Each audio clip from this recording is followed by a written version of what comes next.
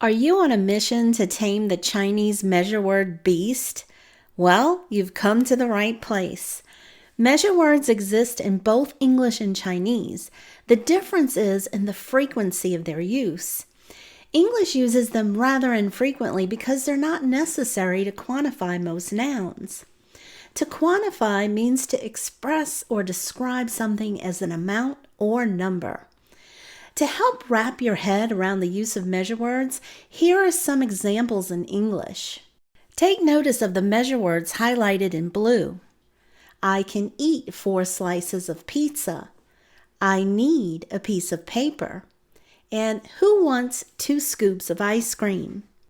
If you're someone like me who left school many moons ago and may have forgotten some English grammar concepts, we'll start with a quick review that will aid in your understanding of the use of measure words in Chinese. In English grammar, most nouns are count nouns. This means that a noun can be separated into individual units and counted. Count nouns have both singular and plural forms, can be accompanied by an indefinite article such as a or an, and can be directly modified by numerals. Take a look at the examples of the nouns dog, egg, and bike. Here we can clearly see that these are count nouns. The words have both singular and plural forms. They can be accompanied by an indefinite article and can be modified by a number. Now that you understand what a count noun is, let's talk about its counterpart, mass nouns. As you can see in the chart on your screen, they lack a plural form, they can't be accompanied by an indefinite article, and they cannot be directly modified by numerals. Let's take a look at the examples on your screen. Luggage, China, think plates, not the country, and information. These are all mass nouns. How do we know? Well, because all these words lack a plural form. Also, we can't use them along with an indefinite article. We've never heard anyone saying a luggage or an information, right? It's also impossible to count them with numerals alone. Have you ever heard anyone say, I have 3 information or 4 China? Let's take a look at 3 more mass nouns: coffee, bread, and milk. It's true that all of these nouns lack a plural form, but let's focus on the fact that they can't be counted. When a measure word is added, though, these mass nouns become countable. Notice the measure words in blue. I drank some coffee. I ate 2 slices of bread. I'll have a glass of milk with lunch. Now that you understand mass nouns and how they function, it's important to note that most, in fact almost all, Chinese nouns are mass nouns. Although Chinese does have a plural marker, men, it has very limited usage. Most nouns in Chinese don't have a plural form, and so they are mass nouns by definition. Mass nouns function exactly the same way in Chinese as they do in English. They require a measure word to be quantified or counted. Let's look at an example. In English, cat has a plural form. This makes it a count noun. Remember, count nouns can be modified with a number, so it's correct to say 1 cat in English. In Chinese, though, Mao has no plural form, so it's a mass noun. If we want to say a cat in Chinese, we need to plug in a measure word. A cat in Chinese is correctly said, 一只猫. Just as in English, measure words in Chinese don't have one-on-one relationships with particular nouns. In other words, one measure word can be used with several different nouns. We can see this in the example of cup on your screen. Just like in English, the measure word cup can be used with a variety of nouns. Also, just as in English, Chinese nouns can be combined with multiple measure words. Here we see the word chocolate used with 3 different measure words: small piece, piece, and box. Some Chinese measure words are broad in another sense. Take the measure word pi, for example. It has multiple applications beyond its common association with horses and mules. It's also used to quantify camels, bolts of cloth, and even horsepower. In English, it's grammatically correct to use this and that in combination with a noun to refer to something. For example, we can say that person, this room, that motorcycle. But in Chinese, you'll need a measure word in between. Now, if you're asking yourself, how am I going to learn which measure words to use in what situations? Don't worry, stick around to the end of this video and I'm going to share free learning materials with you. If you're enjoying this video, please hit that like button as it truly does help my channel.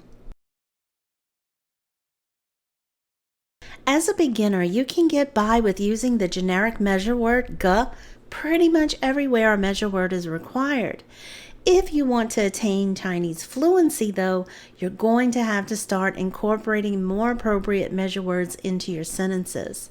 Think about using inappropriate measure words in English. How ridiculous you would sound if you asked for a glass of paper. So how exactly is the measure word ge used correctly? Let's find out.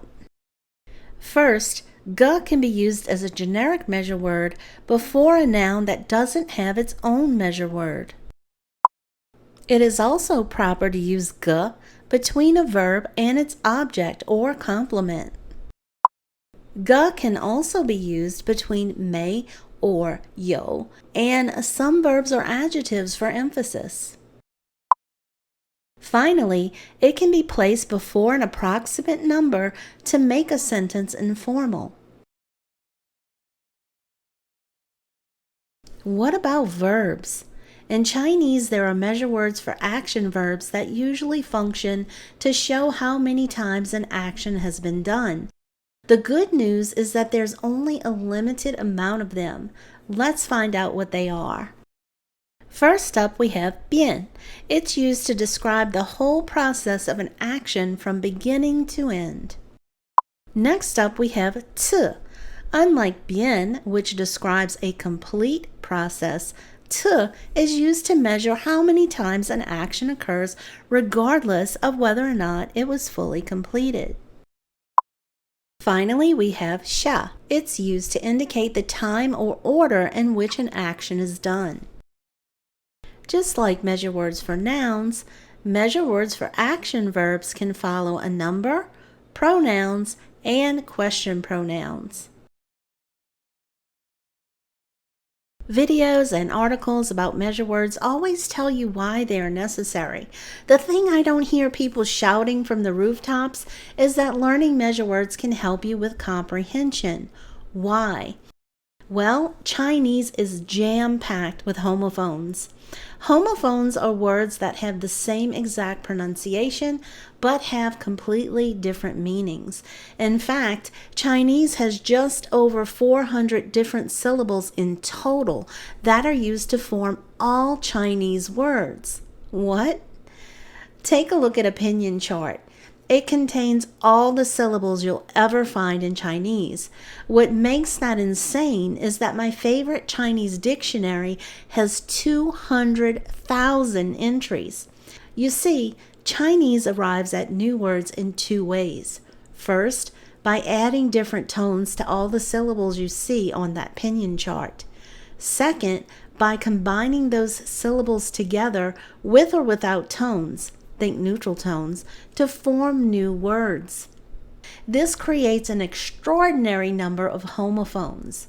So understanding measure words can serve as a signal that allows you to know exactly what a person is talking about, especially when a noun sounds exactly the same as 30 other nouns.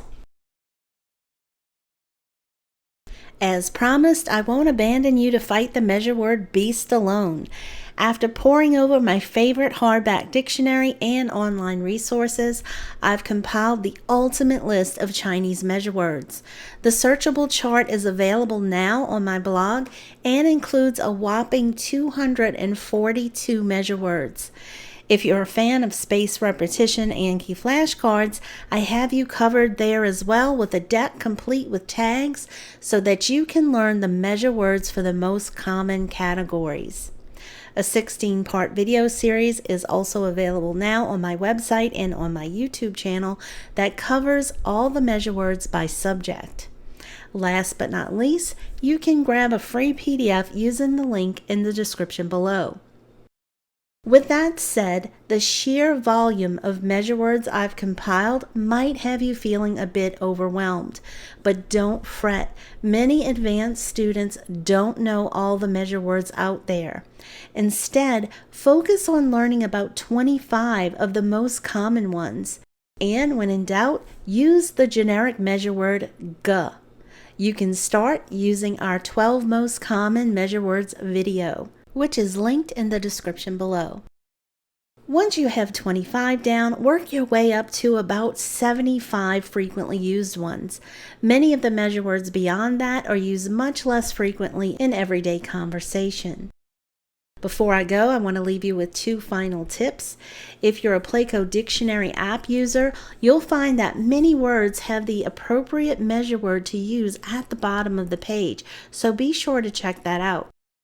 And whenever you're in a pinch, resort to Google search. Simply type measure word for and then insert the word you're interested in learning about. That's all for this video. I hope you'll hit that like button if you haven't already, and please consider sharing this video on your social media accounts so that others learning Chinese can benefit as well. See you next time.